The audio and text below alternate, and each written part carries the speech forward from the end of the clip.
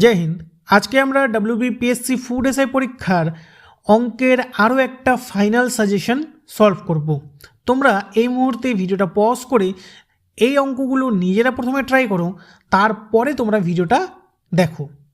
দেখো আজকের প্রথম প্রশ্নটা কি আছে আমরা দেখি। দেখো আজকের প্রথম প্রশ্নটা কি আছে, কি বলেছে, তিনটি সংখ্যার অনুপাত 2:3:6 এবং তাদের লসাগু 72, তাহলে তাদের গসাগু হবে কত? ঠিক আছে, দেখো আজকের ভিডিওর যে অঙ্কগুলো আছে অঙ্কগুলো কিন্তু খুব ইম্পর্টেন্ট অঙ্ক। দেখো তোমাদের ফাইনাল সাজেশনে যে কটা অঙ্কই আমি তোমাদেরকে করাচ্ছি সেগুলো কিন্তু খুবই ইম্পর্টেন্ট।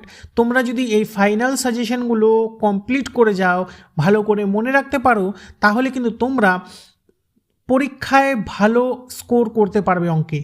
ঠিক আছে, পরীক্ষায় তোমরা কমন পাবে আর এই অঙ্কগুলোই তোমরা পরীক্ষায় করে আসতে পারবে যদি তোমরা ভালো করে অঙ্কগুলো প্র্যাকটিস করো। তাই ভিডিওটা তোমরা শেষ অবধি দেখো, আশা করি তোমাদের আজকের ভিডিওটা অনেক হেল্পফুল হবে বাকি ভিডিওগুলোর মতোই।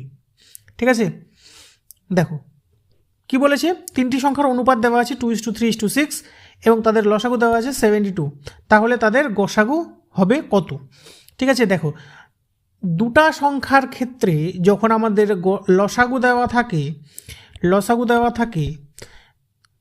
গসাগু বের করতে হয়, তখন আমরা কি করি, সিম্পলি এই অনুপাত দুটো দিয়ে ভাগ করে দিই। যদি এখানে 6 না থাকতো, যদি 2:3 থাকতো, যে দুটি সংখ্যার অনুপাত 2:3, তাদের লসাগু 72, তাদের গসাগু কত, আমরা কি করতাম, সিম্পলি 2 গুণ 3 করে মানে এদিক দিয়ে ভাগ করে দিতাম, যেটা হতো সেটাই আমাদের গসাগু হয়ে যেত। ঠিক আছে, কিন্তু এক্ষেত্রে দুটা সংখ্যার অনুপাত তো দেওয়া নাই, এখানে তিনটা সংখ্যার অনুপাত দেওয়া আছে। কি দেওয়া আছে? তিনটা সংখ্যার অনুপাত। যখনই দুইয়ের বেশি সংখ্যার অনুপাত দেওয়া থাকবে তখন এইভাবে করব না, তখন আমরা কি করব, এই অনুপাতগুলোর লসাগু বের করব। প্রথমে কি করব, অনুপাতগুলোর লসাগু, মানে এই 2,3,6 এটার লসাগু প্রথমে বের করব। দেখো কী হবে, 2 দিয়ে যাবে, 2 1 2 3, 2 3 6, এবার কত দিয়ে যাবে, 3 দিয়ে যাবে, 1 1 1, তার মানে লসাগু কত হয়ে গেল, 2 3 6, তার মানে লসাগু কত হয়ে গেল 6।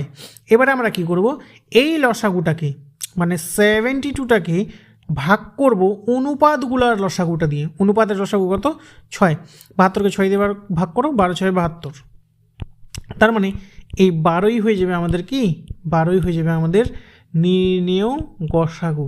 আমাদের যে গসাগুটা চেয়েছে সেটা হয়ে যাবে কত, 12 হয়ে যাবে আমাদের সঠিক উত্তর। তার মানে অপশান বি হয়ে যাবে সঠিক উত্তর। অপশান বি হয়ে যাবে সঠিক উত্তর। বোঝা গেল? এটা তোমরা মনে রাখবে, 2-এর বেশি যদি সংখ্যা থাকে তাহলে অনুপাতগুলোর লসাগু দিয়ে ভাগ করব। ঠিক আছে, আর যদি শুধু দুটো সংখ্যা দেওয়া থাকে তাহলে তো অনুপাতগুলো দিয়ে ভাগ করে দিলেই হয়ে যাবে। চলো পরবর্তী প্রশ্ন কি আছে দেখি। পরবর্তী প্রশ্নটা কি বলেছে দেখো, দুটি সংখ্যার গড় দেওয়া আছে 62, যদি ছোট সংখ্যাটির সঙ্গে 2 যোগ করা হয় তাহলে সংখ্যা দুটির অনুপাত 1:2। ছোট সংখ্যাটি কত? দেখো তোমরা অনেকে হয়তো এই অঙ্কটা দেখার সাথে সাথে কীভাবে করবে, দুটি সংখ্যার গড় 62 দেওয়া আছে, তার সাথে ছোট সংখ্যাটার সাথে 2 যোগ করবে, এই করবে সেই করবে, কোনো দরকার নেই। কি করবে, দেখো সংখ্যাটা গড় দেওয়া আছে, দুটো সংখ্যার গড় কত, 62, দুটো সংখ্যার তার মানে মোট কত, 62কে 2 দিয়ে গুণ করব, 62কে 2 দিয়ে গুণ করলে 124 হলো। এবারে কি বলেছে, তার সঙ্গে আরও 2 যোগ করা হলো, তার মানে এখন সংখ্যাটা কত হয়ে গেল, এখন সংখ্যাটা হয়ে গেল 126। এবারে বলেছে এই 126-এর মধ্যেই ছোট সংখ্যার বড় সংখ্যাটা 1:2 অনুপাতে আছে, তাহলে মোট সংখ্যা কত, 126, অনুপাত হচ্ছে 1:2, তাহলে ছোট সংখ্যাটা কত হবে, কি করে বের করব, এই যে মোট সংখ্যা 126 গুণ দাগ দিয়ে নিচে অনুপাত দুটার যোগফল 1 আর 2 এর যোগফল 3, আর ছোট সংখ্যার অনুপাত কোনটা, 1, তার মানে উপরে 1, 3 দিয়ে 1 কাটো, 3 4 12, 3 2 6, 42 42, তার মানে ছোট সংখ্যা কত, ছোট সংখ্যাটা হয়ে গেল 42। অপশান সি হয়ে যাবে সঠিক উত্তর। অপশান সি হয়ে যাবে সঠিক উত্তর। বোঝা গেল? চলো পরবর্তী প্রশ্নটা কি আছে দেখি।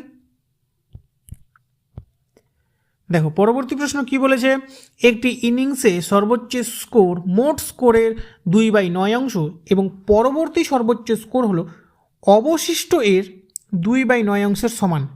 এই দুই স্কোরের পার্থক্য হলো 8 রান ইনিংসের মোট স্কোর কত। ঠিক আছে, দেখো এটা আমরা কীভাবে করব। দেখো এখানেও 2/9 দেওয়া আছে, এখানেও 2/9 দেওয়া আছে। তার জন্য আমরা কি করব, এই 9কে হাঁটানোর জন্য আমরা ধরে নিচ্ছি, দেখো এটা এই অঙ্কটা কিন্তু এক্স ধরেও হবে। ঠিক আছে, এক্স ধরেও হবে অঙ্কটা, কিন্তু এক্স ধরে করলে কি হয়, এক্স ধরে করলে একটু মানে বড় হয় বা একটু কমপ্লিকেটেড হয়, তাই আমরা তারও সহজ করার চেষ্টা করব, এক্সও ধরবো না। আমরা কি ধরবো, দেখো আমরা ধরে নিব যে মোট স্কোর, যেমন আমরা মোট স্কোর ধরে নিই এক্স, এটা না ধরে আমরা ধরে নিলাম যে মোট স্কোর কত, এই যে 9 এখানে আছে, এখানেও 9 আছে যেহেতু, তো আমরা 81 ইউনিট ধরে নিলাম। কত, 81 ইউনিট। দেখো রান ধরছি না কিন্তু যে 81 রান, আমরা 81 ইউনিট ধরছি, যে আমাদের হিসাবে আমরা ধরছি মোট স্কোর 81 ইউনিট হলো। এবারে কি বলেছে প্রথম ক্ষেত্রে, যে ফার্স্ট সর্বোচ্চ স্কোর কি, সর্বোচ্চ স্কোর মানে প্রথম সর্বোচ্চ স্কোরটা কোনটা, সেটা হচ্ছে এই মোট স্কোরের 2/9 অংশ, মানে এই 81 এর মানে গুণ 2/9 অংশ, কাটো 9 9 81, 9 2 18, তার মানে সর্বোচ্চ স্কোর কত, 18 হলো। এবারে কি বলেছে যে পরবর্তী সর্বোচ্চ স্কোর হলো অবশিষ্ট স্কোরের 2/9 অংশের সমান, তার মানে মোট আমাদের ছিল 81, তার মধ্যে থেকে সর্বোচ্চ স্কোর হয়ে গেল 18, তার মানে এবারে অবশিষ্ট স্কোর কত হবে, বিয়োগ করে দাও, 3 এখানে 6, তাহলে 63 হয়ে গেল আমাদের অবশিষ্ট স্কোর। এবারে কি বলেছে যে তারপরের যে সেকেন্ড হাইয়েস্ট যেটা আর কি স্কোর, সেটা কি বলছে, এই অবশিষ্ট স্কোর মানে 63-র 2/9 অংশের সমান। 9 দিয়ে কাটো, 9 7 63, 7 2 14। তো ফার্স্ট সর্বোচ্চ স্কোর, প্রথম সর্বোচ্চ স্কোর হলো 18, দ্বিতীয় সর্বোচ্চ স্কোর হলো 14। এবারে কি বলেছে, এদের রানের পার্থক্য প্রশ্নে দেওয়া আছে 8 রান। আমরা এখানে আমাদের কত পার্থক্য হচ্ছে, কত ইউনিট পার্থক্য হচ্ছে, দেখো এখানে হচ্ছে আমাদের 4 ইউনিট পার্থক্য, আমাদের হিসাবে 4 ইউনিট বেরোলো পার্থক্য, কিন্তু প্রশ্নে বলে দিয়েছে এই 4 ইউনিট মানেই হলো 8 রান। তাহলে আমরা বলতে পারি না যে 4 ইউনিট মানেই যদি হয় 8 রান, তার মানে 1 ইউনিট মানে কত, 8/4 রান, তার মানে 81 ইউনিট সর্বোচ্চ মোট স্কোর আমরা কী ধরেছি, 81 ইউনিট, তার মানে 81 ইউনিট সমান সমান কত হবে, এই 8/4 গুণ 81, 4 দিয়ে 8কে কাটো 2, 2 দিয়ে 81কে গুণ করলে 162, তার মানে মোট স্কোর হয়ে গেল 162। ইনিংসে মোট কত স্কোর, ইনিংসের মোট স্কোর হলো 162। অপশান ডি হয়ে গেল সঠিক উত্তর, অপশান ডি হয়ে গেল সঠিক উত্তর।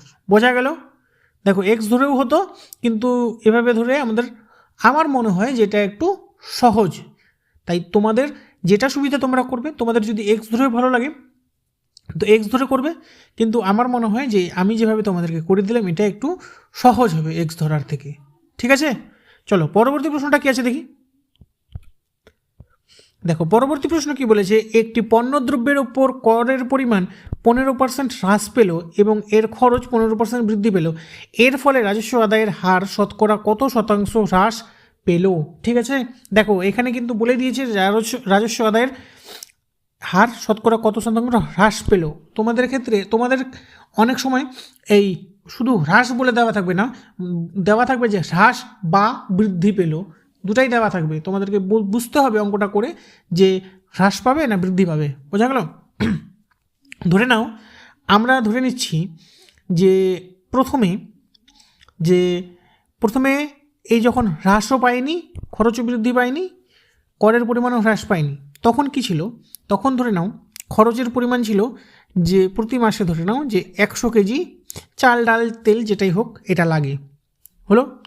এবারে ধরে নাও যে প্রতি কেজিতে কর হলো 100 টাকা, প্রতি কেজিতে কর কত, 100 টাকা, 1 কেজিতে 100 টাকা ট্যাক্স। এর ফলে কি হবে যে আমাদের মোট খরচ তো কত, 100 কেজি, দুটাই আমরা 100 ধরছি, খরচও আমাদের 100 কেজি, আচ্ছা লিখে দিচ্ছি 100 কেজি, আর আমাদের ট্যাক্সও ধরে নাও যে 100 টাকা রুপিস 100 রুপিস পার কেজিতে। তাহলে এখানে প্রথম ক্ষেত্রে আমাদের মোট কর তার মানে কত হবে, দেখো 1 কেজিতে 100 টাকা, তার মানে 100 কেজিতে কত, 10,000, 100 কেজিতে 10,000, এটা হলো আমাদের ট্যাক্স। এবারে কি বলেছে যে করের পরিমাণ 15% হ্রাস পেয়েছে, তার মানে প্রতি কেজিতে এখন 100 টাকা না, এখন কত টাকা ট্যাক্স হবে, 85 টাকা, প্রতি কেজিতে 85 টাকা ট্যাক্স। কিন্তু কি বলছে, এর ফলে খরচের পরিমাণ 15% বৃদ্ধি পাবে। তার মানে এখন 100 কেজি খরচা হবে না, 100 কেজি পরিবর্তে কত খরচা হবে, 115 কেজি খরচা হবে। তাহলে এখন কত টাকা ট্যাক্স উঠবে দেখো, 85 দিয়ে 115কে গুণ করো, নিচে 85 লিখো, দেখো 5 5 25, 5 হাতে থাকলো 2, 5 1 5, 2 7 5, দেখো 8, দেখো এটা কিন্তু তোমরা ডাইরেক্টও করতে পারো। হ্যাঁ, 8 দিয়ে 115কে গুণ করলে কত হবে, 8 দিয়ে 100কে গুণ করলে হয় 800, আর 15 8 120, মানে 800 আর 120 কত হবে, 920। ঠিক আছে, 920। দেখো তোমাদের যেটা মানে তোমরা যেভাবে গুণটা করতে পারো তাড়াতাড়ি সেভাবেই করবে। দেখো 5, এখানে হলো 7, এখানে হলো 7, এখানে হলো 9, তার মানে কত হবে এখন, 9 7 7 5, মানে 9775। এটা এখন আমাদের ট্যাক্স উঠবে। আগে উঠছিল 10,000, এখন উঠতেছে 9775। তার মানে নিশ্চয়ই ট্যাক্স এখন কি হচ্ছে, কম উঠতেছে। কতটা কম উঠতেছে কী করে বের করবো, বিয়োগ করে দেবো। দেখো বিয়োগ করো, এখানে হবে 5, এখানে হবে 9 থেকে 7 চলে গেলে 2, 9 থেকে 7 চলে গেলে 2, 9 থেকে 9 চলে গেলে 0, 225 টাকা। তাহলে এই 225 টাকা ট্যাক্স এখন আমাদের কম উঠতেছে। তাহলে কত শতাংশ হ্রাস পেল কী করে বের করব, দেখো 225 টাকা আমাদের কম উঠতেছে, তার আগে আমাদের কত উঠতো, 10,000। তার মানে 225/10,000 শতাংশ, মানে 100 দিয়ে গুণ করতে হয়, আমরা জানি। এই 00 কাটো, তাহলে কত হলো দেখো, 225/100। দেখো 225/100 আছে, নিচে 2টা জিরো আছে না 100-র পিছনেই, তাহলে এক্ষেত্রে আমরা এদিক দিয়ে 2টা জিরো, 2টা ঘর পর দশমিক বসিয়ে দেবো, মানে 2.25, এটাই হয়ে যাবে আমাদের উত্তর। তার মানে 2.25% হ্রাস পেল। আমাদের রাজস্ব আদায়ের পরিমাণ কত, 2.25% হ্রাস পেয়েছে। অপশন সি হয়ে যাবে আমাদের সঠিক উত্তর। অপশন সি হয়ে যাবে সঠিক উত্তর। বোঝা গেল? চলো পরবর্তী প্রশ্নটা কি আছে দেখি। দেখো পরবর্তী প্রশ্ন কি বলেছে, যে 700 টাকা কোয়েল, পায়েল এবং অঙ্কিতার মধ্যে এমনভাবে ভাগাভাগি করা হলো যাতে কোয়েল পায়েলের অর্ধেক এবং পায়েল অঙ্কিতার প্রাপ্ত অর্থের অর্ধেক পেল। অঙ্কিতা প্রাপ্ত অর্থের পরিমাণ কত? ঠিক আছে, আমরা এখানে ধরে নিচ্ছি যে অঙ্কিতা, পায়েল আর কোয়েল হলো। এবারে ধরে নিচ্ছি যে অঙ্কিতা পাইল X টাকা। এবারে কি বলেছে, যে পায়েল অঙ্কিতার প্রাপ্ত অর্থের অর্ধেক পেল। তার মানে অঙ্কিতা যদি X টাকা পায়, পায়েল কত পাবে, X/2 টাকা হলো। এবারে কি বলেছে, যে কোয়েল পায়েলের অর্ধেক পায়, তার মানে X/2 এরও অর্ধেক, তার মানে কত, X/4। ঠিক কি না? দেখো তোমাদের যাদের এটাও বুঝতে অসুবিধা হচ্ছে যে X/4 কেন লিখলাম, তাহলে দেখো X/2 বাই যদি 2 লিখি আমরা, তাহলে কী হবে, সমান সমান X/2 গুণ এই 2 মানে কি 2/1, এটা গুণ আকারে লিখলে কী হবে, উল্টে যাবে, 1/2 হবে। তার মানে কী হবে, X/4। বুঝতে পারলে কি না? তাই আমরা ডাইরেক্ট এখানে X/4 লিখে দিলাম, হলো। দেখো এবারে কি বলেছে, যে এই তিনটারই সমষ্টি কিন্তু 700 টাকা। কেন? কারণ বলেই দিয়েছে যে 700 টাকা এভাবে ভাগ করে দিয়েছে এদের তিনজনের মধ্যে। তার মানে এই তিনটাকে যদি আমরা যোগ করি, সমান সমান কত পাবো আমরা, 700 হলো। এবার দেখো লসাগু করো, এর কিছু নিচে কিছু নেই, মানে 1 2 আর 4 লসাগু 4। তাহলে উপরে কত হবে দেখো, 1 দিয়ে 4কে ভাগ করো 4, 4 দিয়ে x গুণ করলে 4x, প্লাস 2 দিয়ে 4কে ভাগ করলে 2, 2 এর x গুণ করলে 2x, এখানে হবে প্লাস x ইজিক্যাল টু কত, 700। এবারে কত হবে দেখো, 4x 2x আর x যোগ করলে হবে 7x ইজিক্যাল টু এই 700 ইন্টু এই 4টা ওদিকে গেলে গুণ, 7 দিয়ে 700কে কাটো 100, তার মানে x ইজিক্যাল টু কত হয়ে গেল, 400।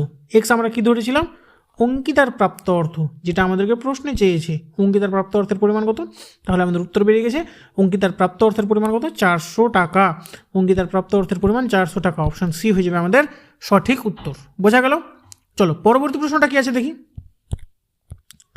দেখো পরবর্তী প্রশ্ন কি বলেছে, ক্রিকেট খেলায় বিপুল, সুমন ও হাবিবুল সর্বমোট 280 রান করল।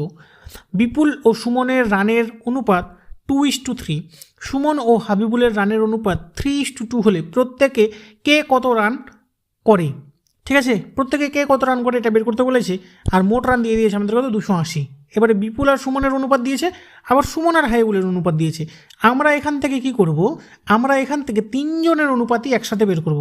মানে এই বিপুল ইস্টু সুমন ইস্টু হাবিবুল, এই তিনটারই অনুপাত বের করব। দেখো বিপুল ইস্টু সুমনের অনুপাত কত দিয়েছে, 2:3।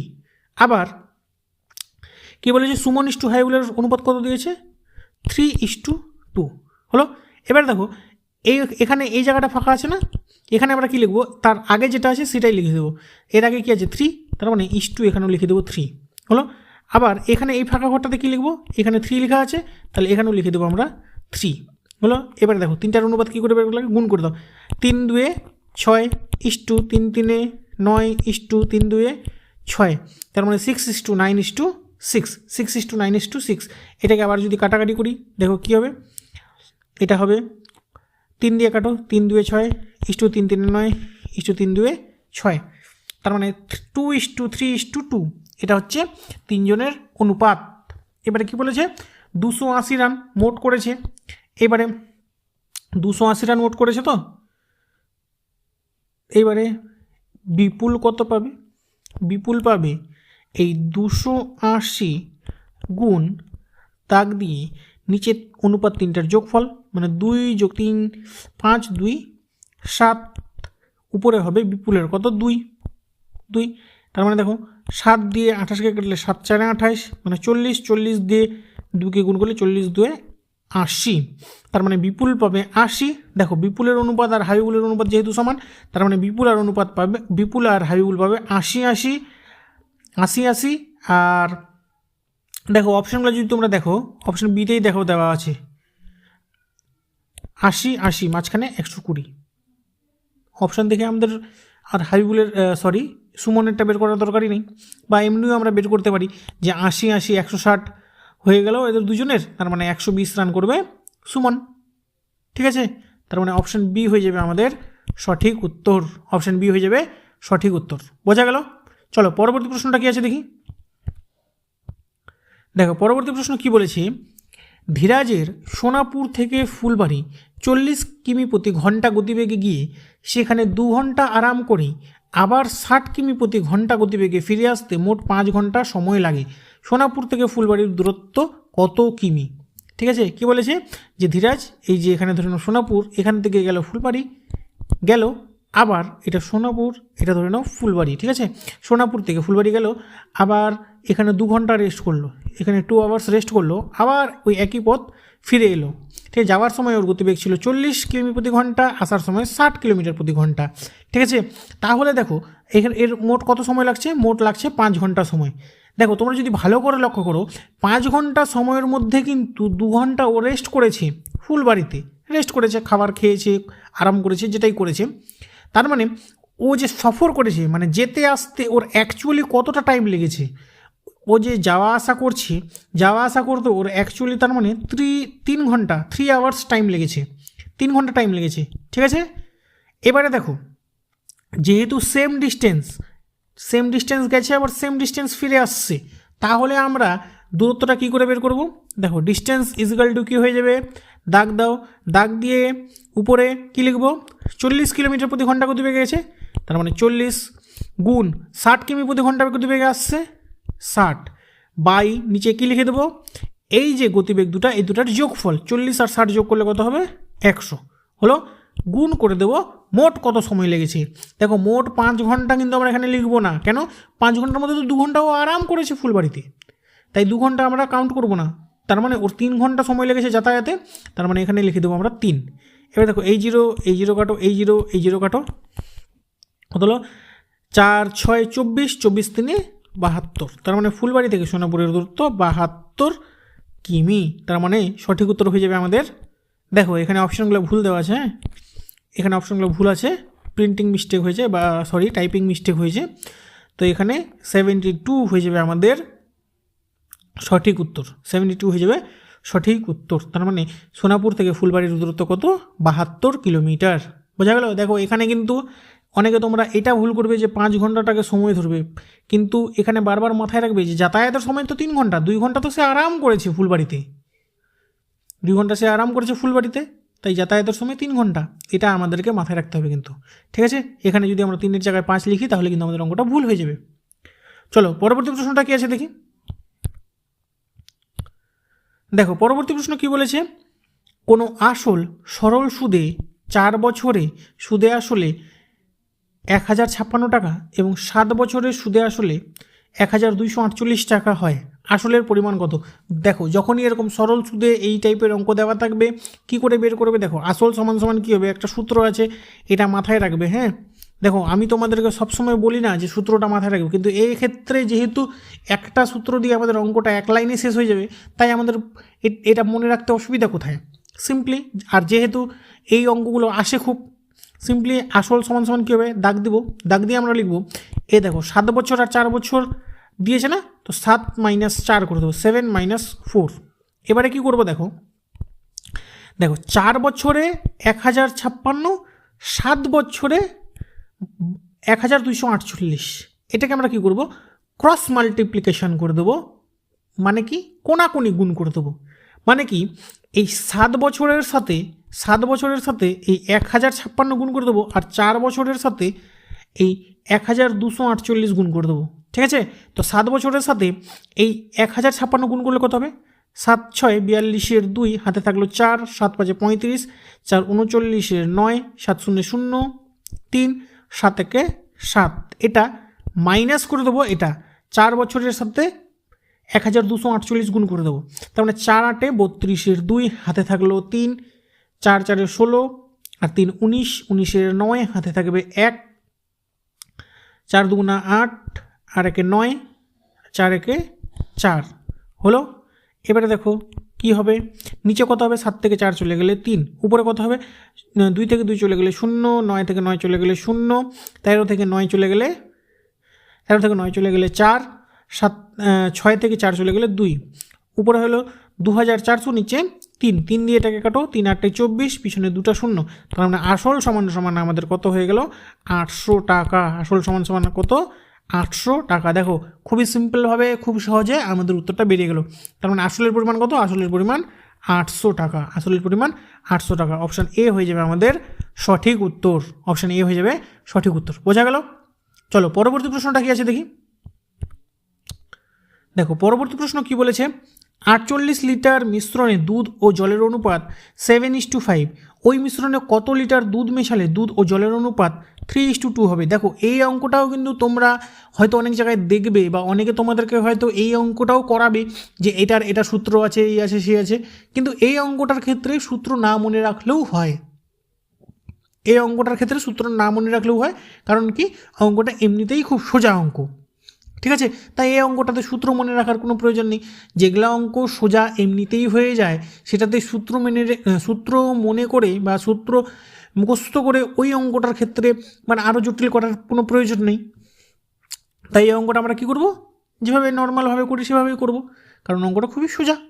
কি বলেছে, 48 লিটার মিশ্রণে দুধ ও জলের অনুপাত 7:5, তার মানে 48 লিটারে দুধ কতটা আছে, জল কতটা আছে সেটা বের করতে পারবো না আমরা। তার মানে 48 লিটারে মিল্ক দুধ কতটা থাকবে, এই 48 × 7 বাই নিচে কত, 7 আর 5 যোগ করলে 7 আর 5 = 12, 12 দিয়ে 48কে কাটো, 12 × 4 = 48, তার মানে 7 × 4 = 28, তার মানে 48 লিটারের মধ্যে 28 লিটার হচ্ছে দুধ, তার মানে ওয়াটার কত লিটার, ওয়াটার হইল 20 লিটার, হয়ে গেল 28 লিটার দুধ, 20 লিটার জল। এবারে কি বলেছে, এর মধ্যে আরও কত লিটার দুধ মেশালে দুধ আর জলের অনুপাত হবে 3:2, 3:2। এবারে দেখো জল তো আমাদের যেটা আছে সেটাই থাকবে, জল তো আর মেশাচ্ছি না, তার মানে 2টা কত হয়ে যাবে, 2টা হচ্ছে 20, এই 2টা কি, 2টা মানে হচ্ছে 20। এবারে 2টা মানে 20 কখন হচ্ছে, যদি আমরা 2টাকে 10 দিয়ে গুণ করছি তখন হচ্ছে 20, তার মানে এক্ষেত্রেও আমাদের 3টাকেও তার মানে ওই 10 দিয়ে গুণ করতে হবে, তবেই তো হবে। তার মানে 3টাকে 10 দিয়ে যদি আমরা গুণ করি কত হবে, 30। এবারে দেখো তার মানে 20 লিটার জলের সাথে যদি 30 লিটার দুধ মেশাই তবেই তাদের অনুপাত হবে 3:2, ঠিক কি না। এবার দেখো 30 লিটার দুধের মধ্যে তো 28 লিটার অলরেডি আছে আমাদের, তার মানে কি, তার মানে এই 28 লিটার সাথে আরও 2 লিটার যোগ করলে তবে 30 লিটার হবে। তার মানে আরও কত লিটার দুধ মেশাতে হবে, আর 2 লিটার দুধ মেশাতে হবে। তার মানে অপশন এ হয়ে যাবে আমাদের সঠিক উত্তর। অপশন এ হয়ে যাবে আমাদের সঠিক উত্তর। বোঝা গেল? চলো পরবর্তী প্রশ্নটা কি আছে দেখি। দেখো পরবর্তী প্রশ্নটা কি বলেছে, একটি কাজ এ 10 দিনে, বি 12 দিনে এবং সি 15 দিনে করতে পারে। তারা একসাথে কাজ শুরু করার পর 2 দিন পর এ এবং কাজ সম্পন্ন হওয়ার 4 দিন আগে সি চলে যায়। কাজটি শেষ করতে কতদিন সময় লেগেছিল? ঠিক আছে, তো এখানে ধরে নিচ্ছি আমরা যে এ, এটা বি, এটা সি। এ করে 10 দিনে, বি করে 12 দিনে, সি করে 15 দিনে। হলো, এবার আমরা ধরে নিচ্ছি যে টোটাল ওয়ার্ক কত। টোটাল ওয়ার্ক হচ্ছে 10, 12, 15 লসাগু 60। তার মানে টোটাল ওয়ার্ক আমরা ধরে নিলাম 60 ইউনিট। 60টা চেয়ার বানাতে হবে। এ 60টা চেয়ার বানায় 10 দিনে, তার মানে এ একদিনে কটা চেয়ার বানায়? 6টা। বি 12 দিনে 60টা চেয়ার বানায়, মানে একদিনে কটা চেয়ার বানায়? 60কে 12 দিয়ে ভাগ 60কে 12 দিয়ে ভাগ করবো 5, হলো 5টা চেয়ার। সি 15 দিনে 60টা চেয়ার বানায়, তার মানে একদিনে কয়টা চেয়ার বানায়? 60কে ভাগ করো 15 দিয়ে 4, হলো। তার মানে তারা একত্রে 3 জনে মোট একদিনে কটা চেয়ার বানাচ্ছে? 6, 4, 10, 5, 15। একদিনে তার মানে 15টা চেয়ার বানাচ্ছে। হলো, এবারে কি বলেছে যে এই এ বি সি 3 জনই 2 দিন তো একসাথে কাজ করেছে। 2 দিন পর না এ চলে গেছে, তার মানে কি 2 দিন তারা একসাথে কাজ করেছে। এবারে 2 দিনে তার মানে ওরা কয়টা চেয়ার বানাইছে? এই 15 গুণ 2 মানে 30টা চেয়ার বানিয়ে নিয়েছে। তার মানে 60টা চেয়ার ছিল, তার মধ্যে 30টা চেয়ার ওরা দুজনে বানিয়ে নিয়েছে। 30টা চেয়ার ওরা দুজনে বানিয়ে নিয়েছে। তার মানে এখন বাকি কতগুলো চেয়ার থাকলো? বাকি থাকলো আরও 30টা চেয়ার। হলো, এবারে এই 30টা চেয়ার কে কে বানাবে? এ তো চলে গেল, এ চলে গেল, এ বাদ। তার মানে বি আর সি, এই বি আর সি বানাবে বাকি 30টা চেয়ার। এবারেও দেখো এখানেও আরেকটা কন্ডিশন আছে। কি বলেছে যে কাজ শেষ হবার 4 দিন আগে সি চলে যায়। 4 দিন আগে সি চলে যায়। এবারে আমরা ধরে নিচ্ছি যে সি 4 দিন আগে যায়নি, সি 4 দিন আগে যায়নি, সি 4 দিন কাজ করেছে। তার মানে সি আরও কতগুলো এক্সট্রা চেয়ার বানাবে? দেখো সি একদিনে 4টা চেয়ার বানায়, তার মানে 4 দিনে ও কয়টা চেয়ার বানাবে? 4 দিনে ও 16টা চেয়ার বানাবে। আমরা ধরে নিচ্ছি যে সি কাজ করেছে, তার মানে সি আরও 16টা চেয়ার বানিয়েছে। তার মানে টোটাল তো 30টা চেয়ার, তার সাথে আরও 16টা চেয়ার আমরা অ্যাড করে দেবো। তার মানে টোটাল এখন কতটা চেয়ার? টোটাল এখন হয়ে গেল 46টা চেয়ার, 46টা চেয়ার। তার মানে এই 46টা চেয়ার এখন বানাবে কে? বি আর সি মিলে, বি আর সি মিলে। এবারে বি আর সি মিলে একদিনে কয়টা চেয়ার, মানে কত ইউনিট কাজ করে? দেখো এ বানায় 5টা, এ বানায় 4টা, মানে 9 ইউনিট কাজ করে, 9 ইউনিট বানায় আর কি, 9টা চেয়ার বানায়। তার মানে 46টা চেয়ার বানাতে কতদিন সময় লাগবে? এই 46/9 দিন। হলো, এইবারে দেখো 2 দিন তো তারা অলরেডি আগে কাজ করেছে, তার মানে মোট কতদিন সময় লাগলো? এই 46/9 দিন বি আর সি কাজ করবে, আর এ বি সি 3 জনে আরও কাজ করেছে 2 দিন। তার মানে এই 2 দিনের সাথে যোগ করে দাও। এবারে দেখো সলভ করো কত হবে। সিম্পলি 9 2 18, 18 আর 46 যোগ করে দাও। 18 আর 46 যোগ করলে কত হবে? 46 আর 18 যোগ করলে হবে 64, নিচে হয়ে যাবে 9, 64/9 ডে, এটা হয়ে যাবে আমাদের উত্তর। কাজটি শেষ করতে কতদিন সময় লেগেছিল? কাজটি শেষ করতে 64/9 দিন সময় লেগেছিল। অপশন ডি হয়ে যাবে সঠিক উত্তর। অপশন ডি হয়ে যাবে সঠিক উত্তর। বোঝা গেল? তো দেখো এইটাই ছিল আজকের ভিডিওর শেষ প্রশ্ন। তোমরা ভিডিওটা দেখে কিন্তু তোমরা বুঝতে পারলে আজকের প্রশ্নগুলো ইম্পর্টেন্ট ছিল। ঠিক আছে, তোমাদের ভিডিওটি যদি ভালো লেগে থাকে অবশ্যই ভিডিওটি লাইক করবে। দেখা হবে নেক্সট ভিডিওতে এমনই আরও ইম্পর্টেন্ট কোশ্চেনগুলো আমরা সলভ করব, তাই তোমরা নেক্সট ভিডিওটা কিন্তু অবশ্যই দেখবে। ঠিক আছে, তো আজকের জন্য এটাই ছিল। দেখা হচ্ছে নেক্সট ভিডিওতে। জয় হিন্দ।